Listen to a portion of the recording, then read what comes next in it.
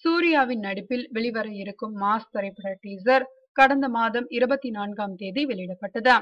அன்று முதல் இன்று வரை 30 லட்சத்திற்கும் அதிகமான பேர் இந்த டீசரை பார்த்து ரசித்திருக்கின்றனர்.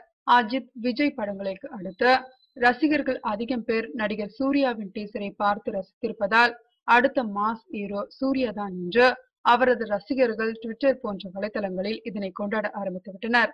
ஆதவன் படத்திற்கு பின் நயன்தாராவுடன் சூர்யா சேர்ந்து நடித்திருப்பதால் சூர்யாவின் ரசிகர்கள் ஆவலுடன் காதல் காட்சிகளை எதிர்பார்த்தனர்.